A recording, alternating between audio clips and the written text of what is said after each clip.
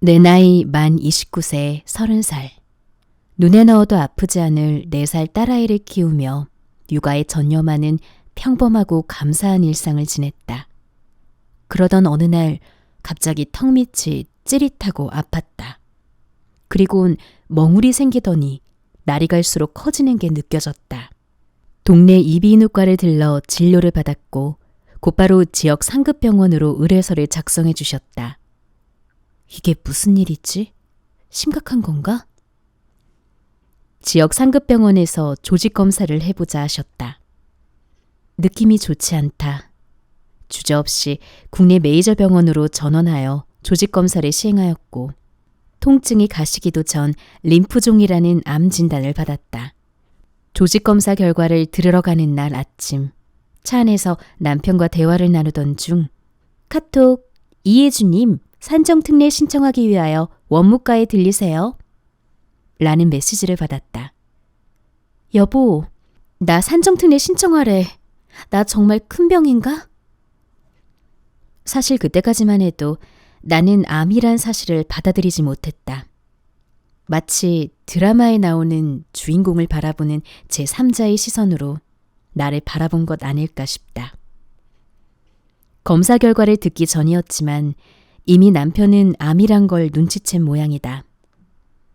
메시지를 받은 후 남편의 안색이 어두워졌고 말수가 점차 줄어들었다. 담당 주치의 교수님 방에 들어가 앉았다. 이건 침생과 관련이 없고 림프종이라는 암입니다.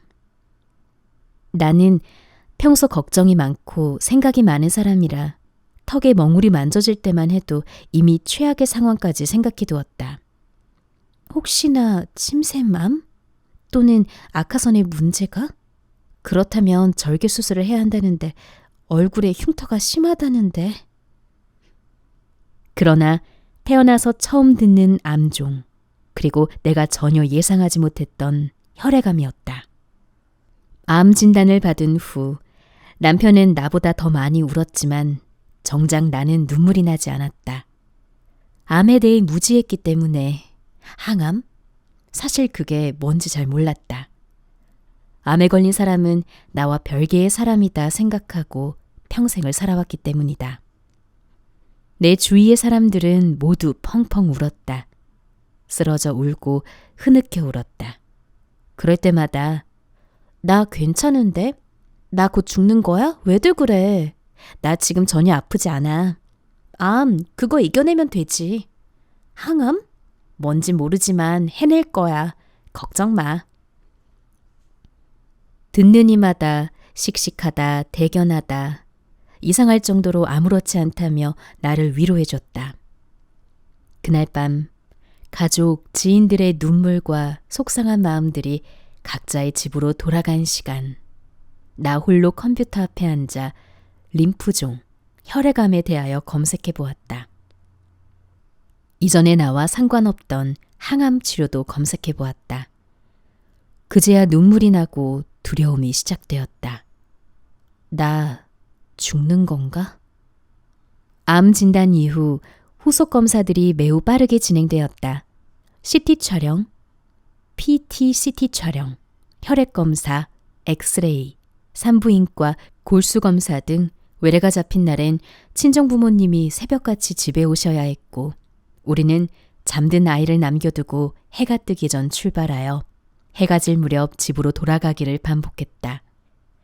교수님께선 PET-CT 결과를 본 후 림프종 4기라는 가장 높은 병기로 진단을 내려주셨고 암에 대한 공부나 생각을 할 겨를도 없이 바로 항암에 들어가자고 말씀하셨다.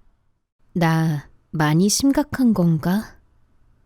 암 진단을 받고 나면 자주 눈물이 나고 두려움이 매일같이 증폭된다. 내가 진단받은 암이 무엇인지, 항암은 어떤 주사를 맞는지, 앞으로 어떻게 지내야 하는지, 암 환자의 삶은 어떤 건지 등 생각처럼 침착하게 알아볼 마음의 여유가 생기지 않는다. 그래서 진단 초기에는 가능하면 암 환자보다 정신을 차릴 수 있는 보호자가 외래 진료에 동행해 주어야 멘탈이 약해진 암 환자를 대신하여 한 번 더 듣고 보고 챙길 걸 더 잘 기억할 수 있다. 인터넷 창에 심심치 않게 뜨는 가수 땡땡땡씨 암투병 중 별세, 슈퍼스타 땡땡땡씨 암투병 충격 근황 등 암에 걸려 아프고 힘들어하다 결국 죽음을 맞이했다는 기사를 쉬이 접할 수 있다. 암 진단 전 나의 이목을 끌지 못했던 영역, 암투병. 암에 걸리기 전 그들만의 리그라고 생각하던 영역에 이토록 관심을 갖지 않고 살아왔음을 많이 반성했다. 그리고 내가 암 진단을 받은 이후 암에 걸리지 않은 평범한 사람들이 내 앞에 걸어가고 대화하고 지나쳐갈 때마다 그들 속에 나라는 존재가 하루아침에 달라졌다는 것이 너무나 어색하고 이상해 머리로는 인지했지만 마음은 여전히 인정하지 못했다. 남편에게 자주 했던 농담이 떠오른다. 여보, 우리 아파서 죽지 말고 늙어서 죽자? 정확히 몇 날 몇 시에 도둑이 들 것이란 걸 알지 못하는 것처럼 예기치 못한 손님이 내 인생에 불쑥 찾아온 것이다. 내가 단 한 번도 생각하지 못했던 나의 마지막 날을 마치 확정이라도 받은 듯 금방 죽지 않으려면 지금 당장 일상을 멈추고 치료하라 라는 명령을 받게 되었다. 인생은 참 아이러니하고 다채롭고 아름답다. 나 이제 다시 태어나 나를 아기 보듯 키워야겠구나. 내 눈에 넣어도 아프지 않을 내 딸을 키워왔던 경험을 비추어 나를 다시 낳고 정성스레 키워보자. 매일 잠들기 전 온종일 뛰어다니느라 수고한 우리 아가 발바닥을 주물러 준 것처럼 그동안 집안일 하느라 많은 일 해준 내 손가락 마디마디를 눌러주며 고맙다고 말해준다. 내 갈비뼈를 감싸 안고 말한다. 네가 있어 내 심장, 간, 폐가 보호받고 있단 걸 이제 알아차려서 미안하고 고마워. 우리 건강하자. 또 나의 배와 골반에 손을 얹고 말해준다. 네 덕분에 내가 먹는 음식을 소화했고 2번의 임신기간 동안 안전하게 나와 아이를 지켜준 골반아, 정말 고마워. 우리 건강하자. 결혼생활 4년 차, 육아 4년 차. 우리 부부는 여전히 신혼이자 초보 부모의 모습으로 하루하루를 열심히 살아갔다. 암 진단을 받은 날, 남편이 처음으로 목 놓아 울었다. 불쌍한 내 새끼. 첫 항암 후 태어나 처음 겪는 고통에 어쩔 줄 몰라 울며 몸부림치던 나를 지켜본 유일한 한 사람. 아마 반대로 내가 남편의 입장이었다면 온전한 정신으로 일상생활을 유지할 수 있었을까?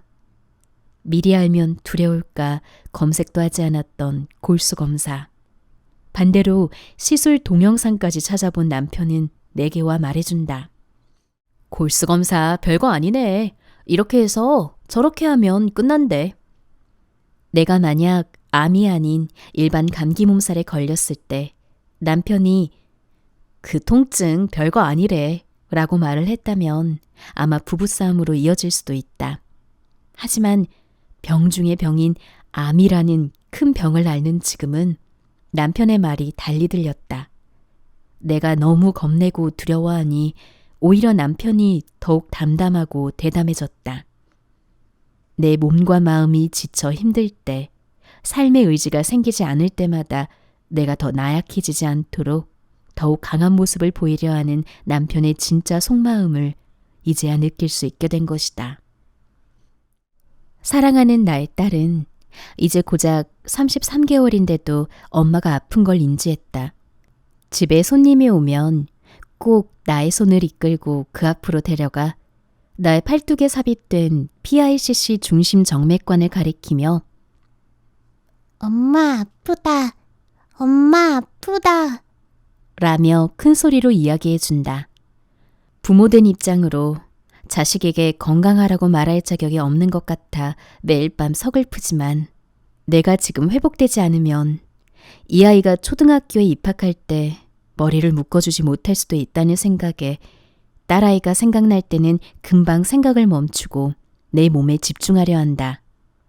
강아지가 주인과 떨어지면 분리불안이 생기듯 나 또한 요양병원에 입원하며 일주일 동안은 딸아이 생각에 시도 때도 없이 눈물이 차올랐지만 아이는 부모의 생각보다 강했다. 엄마가 보고 싶어도 꾹 참고 씩씩하게 어린이집 생활하며 지내는 모습을 보니 나도 더 이상 눈물을 흘리고 호르몬을 낭비하지 말아야겠다는 의지가 마구 솟았다. 엄마는 젊고 암 환자지만 여전히 건강하며 살다 보니 이런 일을 겪을 수 있음에 감사의 그릇이 더욱 커졌고 네가 아닌 내가 겪게 되어 참 다행이므로 반드시 암과의 전쟁에서 승리하여 다시 너의 곁에서 머리를 묶어주고 발을 만져줄 거야. 아기 돼지 삼형제의 이야기처럼 우리 가족은 눈에 보이지 않지만 막내 돼지의 벽돌집처럼 아주 튼튼한 집을 짓고 있는 중이다. 살다가 어느 날 갑자기 늑대가 나타나 우리 집을 무너뜨리려 할 때 지금 이 시간 속에서 지어진 우리 내면의 집이 아주 단단하고 견고해 쉬 무너지지 않을 거라는 믿음이 있기에 우리 세 식구는 어느 날 갑자기 찾아온 이 암을 통해서 더욱 건강해지고 단단해질 것이라 믿어 의심치 않는다.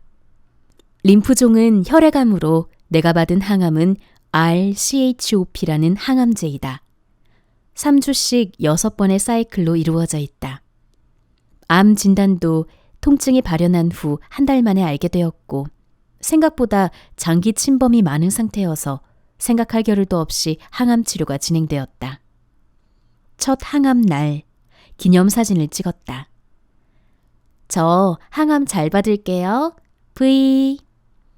그 후 일주일간 태어나서 처음 겪는 통증으로 여러 가지 부작용을 느꼈다. 주변에서 항암이 왜 힘들다고 하는지 그제야 뼈저리게 공감하게 되었다. 제 발로 불타는 터널 속을 걸어 들어가는 기분이랄까? 첫 항암 이후 두 번째 항암이 막막해졌다. 이 짓을 또 겪어야 한다니. 두 번째 항암 날 한 방울 두 방울 주르륵 줄을 타고 내려오는 항암제를 보고 있노라면 구역질이 나고 머리가 아팠다. 암은 두려움의 병이다. 아는 만큼 아팠고 모르면 차라리 덜 아팠다. 겪어본 고통이 또 재현될까 두려웠고 아픔이 몰려오면 역시 손쓸 수 없이 당해야만 했다. 시간이 약이라고 아침에 눈을 뜨면 어서 하루가 지나가길 바랐다. 해가 지고 밤이 되면 오늘 밤만은 조금이라도 잠에 들어 이 고통이 잊히길 바랬다. 이때 또 하나의 중요한 문제는 환자의 고통도 심각하지만 간병인, 즉 나의 보호자, 가족들의 심리 상태 또한 심각해진다는 것이다. 당사자조차 태어나 처음 겪는 고통, 항암 부작용이라는 5글자에 묵인되어 몸이 파괴되고 있는 상황을 오롯이 지켜볼 수밖에 없는 가족 또한 굉장한 두려움과 걱정, 심각하면 공포 상태에 이르게 된다. 갑자기 가족 중에 암 환자가 생겼고 간병이라는 역할 자체도 처음이기 때문에 서로가 어설프고 기대하기가 어렵다. 환자는 가족에게 미안하다. 그러나 몸이 너무 지쳐 예민해진다. 간병인 가족들은 무엇부터 시작해야 할지, 어떤 말을 해줘야 할지 눈치를 살피게 된다. 그래서 긴 고민 끝에 암 요양병원에 입원하기로 결정했다. 같은 암종 환우에게 힐링미 어플을 추천받았고 딱 내가 알고 싶은 정보만 정리되어 있어 아주 큰 도움이 되었다. 앱 개발을 배운 적 있는 내가 볼 때도 누구나 이용하기 쉽고 명확했다. 요양병원이라는 글자에서 느껴지는 노쇠한 느낌은 찾아볼 수 없었고 한마디로 밝고 직관적으로 잘 만들어진 어플이다. 넘치는 암 치료 방법과 몸에 이롭다는 갖가지 식품들, 지인들의 건강식품 추천까지. 내가 몸과 마음에 여유가 있어야 정리를 하고 알아갈 텐데 사실 암 진단 이후엔 머릿속이 복잡하여 그게 잘 안 된다. 암이라는 특수한 상황 속에서 정보의 바다에 놓인 채로 방법을 몰라 찾아 헤맬 때 힐링미 어플을 통해 암 요양병원이라는 존재를 처음 알게 되었다. 암 환자, 특히 항암의 경험이 적은 암 진단 초기의 환자는 자주 마음이 불안해지고 몸에 통증이 수반되는 항암 주간에는 차라리 의료진 곁에 있는 게 심적으로 더욱 편안했기에 본원과의 거리를 고려하여 병원 인근 요양병원을 검색한 후 상담을 신청하였고 주저없이 바로 입원 수속을 밟게 되었다. 힐링미 어플에서 입원 후기를 꼼꼼히 살펴본지라 어느 정도 해당 요양병원 정보를 얻고 간 셈이다. 전문 의료진의 치료, 규칙적인 생활 습관, 영양가 있는 식단, 면역 치료, 암 환우들과의 소통으로 현재 요양병원에서 다른 누구도 아닌 나 자신만을 바라보며 매일 선물 같은 하루하루를 보내고 있다. 항암 2차를 마치고 입원한 것이지만 미리 알았더라면 1차부터 왔을 걸 하는 생각이 든다. 마지막 항암까지 입원을 계획하고 들어왔기에 이제 완전 관해를 목표로 치료에만 집중하여 매진할 일만 남았다.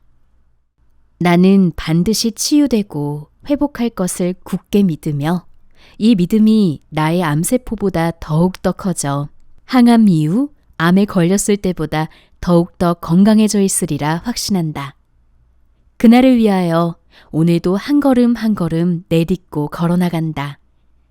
이 세상에 아름답지 않은 삶은 없다. 모든 암 환우들이여, 우리 모두 힘냅시다. 사랑합니다.